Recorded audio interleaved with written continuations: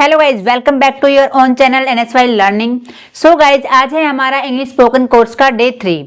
तो आज की वीडियो में हम सीखेंगे सब्जेक्ट कितने प्रकार के होते हैं। यानी कल हमने पढ़ा था first person, second person and third person. आज हम पढ़ेंगे सब्जेक्ट कितने प्रकार के होते हैं। कल क्या पढ़ा था हमने, क्या होते हैं, कौन कौन से हो सकते हैं। नाउन हो सकता है, प्रोनाउन हो सकता है, जेरेंड हो सकता है, हमारा इन्फिनेटिव हो सकता है, फ्रेज हो सकता है, क्लोज हो सकता है। अब होता है सब्जेक्ट कितने प्रकार का होता है वो देख लेते हैं। सब्जेक्ट दो प्रकार के होते हैं। एक तो होता है सिंगुलर, दूसरा होता है प्लूरल। राइट। सिंगुलर मतलब होता है एक वचन और प्लूरल होता है बहुवचन। राइट। एक वचन मीन्स एक की बात करेंगे हम, बहुवचन मीन्स एक से ज्यादा की बात करेंगे। अब सिंगुलर कैटेगरी में क्या क्या आता है, जैसे मैंने कहा दिस, राइट, मैंने कहा दैट, राइट, मैंने कहा यहां पर आई, ही, सी, इट या कोई भी नेम। ये क्या हमारे सभी सिंगुलर सब्जेक्ट होंगे। अब देख लीजिए दिस मतलब क्या होता है, यह है, दैट वह, आई मतलब मैं, ही मतलब वह लड़का यानी कि लड़के के लिए यूज होगा, सी वह लड़की, इट हमारा वह यह यानी कि नॉन लिविंग थिंग्स के लिए यूज करेंगे, निर्जीव वस्तुओं के लिए।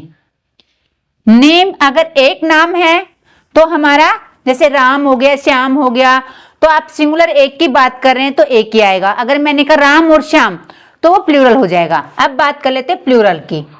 जैसे मैंने कहा दिस का प्लूरल क्या होता है हमारा, दिस यानी वे, दैट दोज वो। उसके बाद हमारा वी हम, यू तुम, दे वे, ये सभी क्या होते हैं हमारे प्लूरल सब्जेक्ट होते हैं और ये हमारे होते हैं सिंगुलर सब्जेक्ट। राइट। क्योंकि जब भी हम इंग्लिश स्टार्ट करते हैं बोलना तो हमें इन चीजों की नॉलेज होनी चाहिए कि हमारे सब्जेक्ट क्या क्या होते हैं, सिंगुलर और प्लूरल। अब आज की इस वीडियो में हम पढ़ेंगे 4 वर्ड। कौन कौन से, this, that, this and those.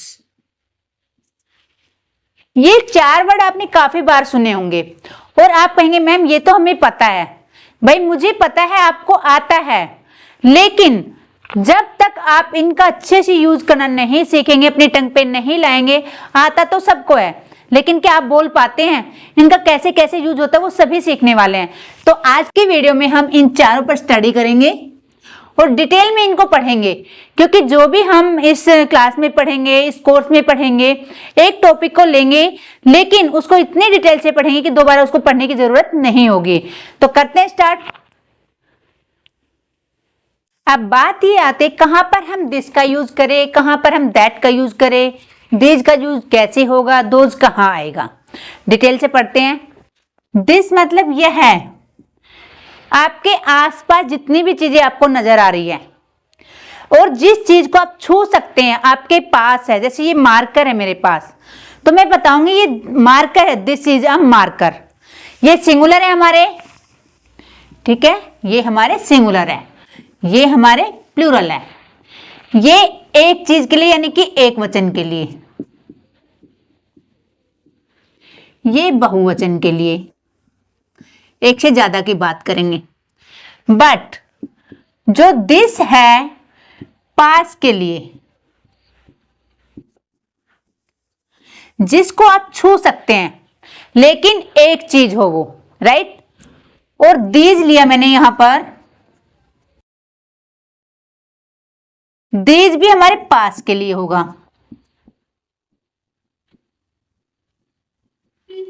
अब ये सिंगुलर है तो हमारी वर्ब भी क्या होगी, सिंगुलर होगी। ये प्लूरल है तो ये हमारी वर्ब भी क्या होगी, प्लूरल होगी। ये आपने ध्यान रखना है। एक चीज है यानी कि दिस के साथ आप इज का यूज करेंगे और दीज के साथ आप आर का यूज करेंगे, राइट। ये ध्यान रखना आपने। दिस मतलब एक है, यहां पर हैं या हो, ठीक है। एक चीज सिंगुलर वर्ब यानी कि इज, एक से ज्यादा चीज की बात करेंगे दीज यानी कि आर, राइट। तो आज से हम सीखेंगे सेंटेंस मेकिंग कि सेंटेंस कैसे बनेगा। तो स्ट्रक्चर होगा आपका सब्जेक्ट यानी कि दिस, दैट, दिस, दोज। उसके बाद आप वर्ब लगाएंगे और अदर वर्ड, या आप बोल सकते हैं नाउन, नाउन का यूज करेंगे। नाउन क्या होता है मैंने आपको बताया, जो भी संसार में हम देख सकते हैं जिसका कोई नाम है वो नाउन है, राइट। यहां तक आपको क्लियर हो गया होगा। उसके बाद बात आती है प्रैक्टिस करने की कि आपने प्रैक्टिस कैसे करनी है। मैंने कहा यह एक मार्कर है, तो आप क्या बोलोगे, दिस इज, एक है दिस इज अ मार्कर। मैंने कहा वह मार्कर है, मैंने पॉइंट आउट किया यानी मेरे से दूर है, मैं उसको छू नहीं सकती, तो वह मार्कर है, दैट इज अ मार्कर। जैसे मैंने कहा यह बोर्ड है, तो आप बोलोगे दिस इज अ बोर्ड। अगर ये मेरे से दूरी पे है, मैं उसको छू नहीं सकती, तो मैं कहूंगी दैट इज अ बोर्ड। ये सिंगुलर की बात हो गई। मैंने यहां पर कहा, आप देख सकते हैं यहां पर मेरे पास 3 मार्कर हैं, राइट। तो मैं यहां दिस लगाऊं, दैट लगाऊं या दीज लगाऊं, भाई पास है मेरे पास, मैं छू सकती हूं, लेकिन एक से ज्यादा है, एक से ज्यादा है तो आप क्या लगाएंगे, दीज। और दीज के साथ क्या लगेगा, दीज आर मार्कर्स, एस लगा देंगे आप नाउन के साथ। मार्कर क्या है, नाउन है, और एक से ज्यादा है तो मार्कर्स, राइट। आई होप आपको समझ आ गया होगा। अगर यही मार्कर मैं छू नहीं सकते और मेरे से दूरी पे हैं, तो मैं बोलूंगी दोज आर मार्कर्स, राइट। ये था आपका दिस, दैट, दोज और दिस। अब बात आती है प्रैक्टिस की, हम प्रैक्टिस कैसे करें वो देख लेते हैं। अब आपको अपने घर में आसपास जितनी भी चीजें नजर आ रही हैं आपने बोलना है। मैंने कहा दिस इज अ अलमीरा, this is a black board, this is a computer, this is a plate, this is a bed. जो भी आपको नजर आ रहा है, दिस इज अ चेयर, जो भी आपको नजर आ रहा है आपने प्रैक्टिस करनी है देख देख कर। जो आपको दिखाई देगा आपने लगाना है। एक दिख रहा है तो दिस इज, आपसे दूर है छू नहीं सकते, यानी आप जिस चीज के पास गए आपने बताना है दिस इज अ ये। अगर आपसे दूर है तो आपने बताना है दैट इज अ, राइट। अब प्रैक्टिस कैसे करनी है, आपने नोटबुक में लिख लेना है दिस इज अ। अब देखो आपको वर्ड मीनिंग आने चाहिए, और वर्ड मीनिंग सीखने के लिए सबसे पहले शुरुआत आप घर से करेंगे।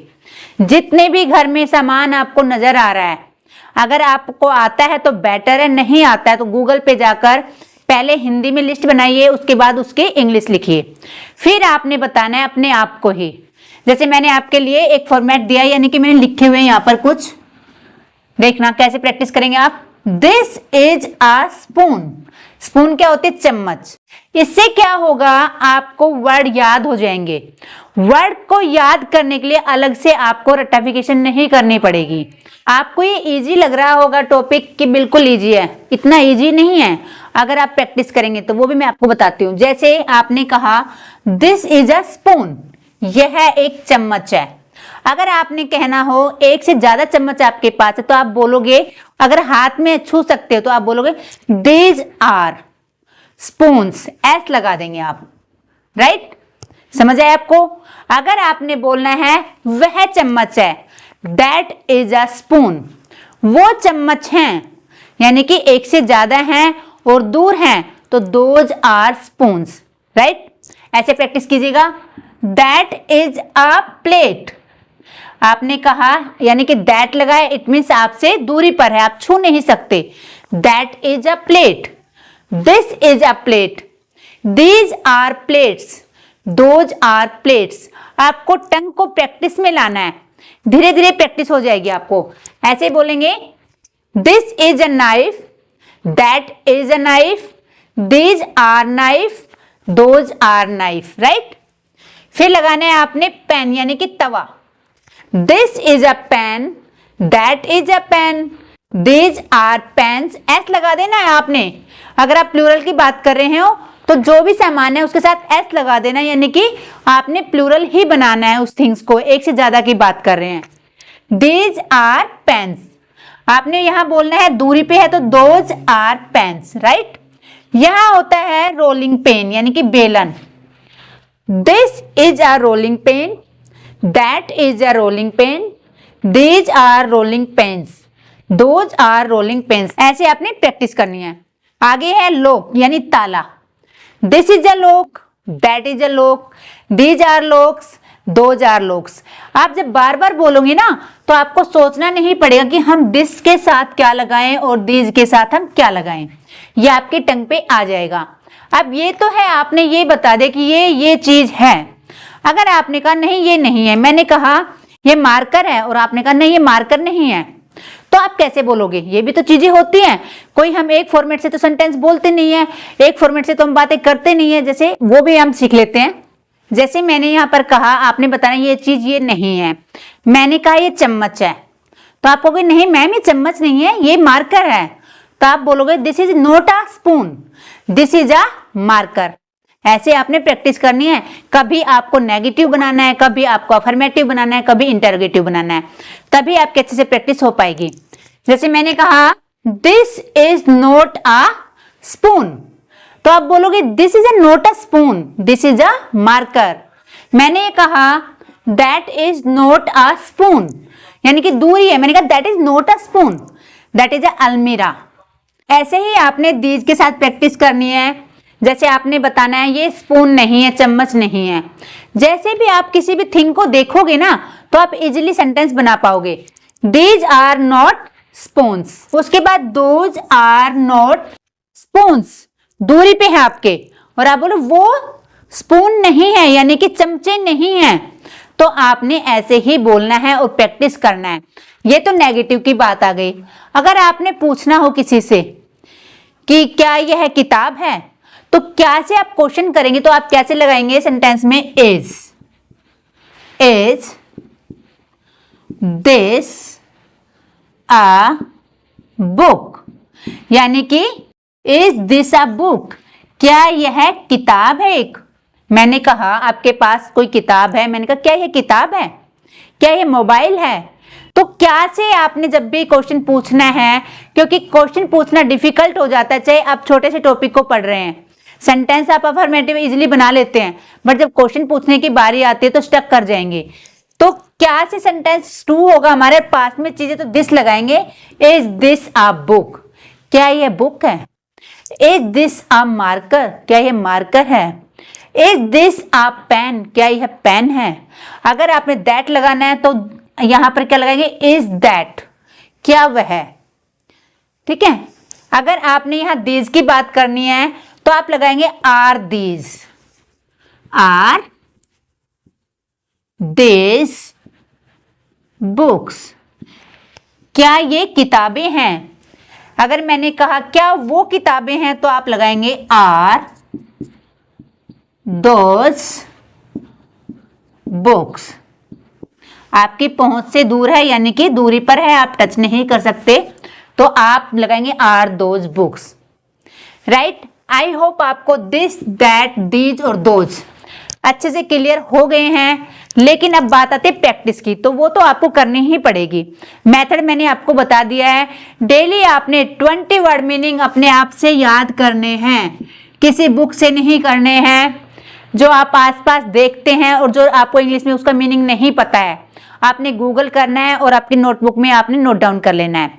फिर ऐसे ही फॉर्मेट बनाएंगे और उन वर्ड मीनिंग को सामने लिखेंगे, देन आप प्रैक्टिस करेंगे। ऐसे बोलना है this is a marker, that is a marker, these are marker, those are marker.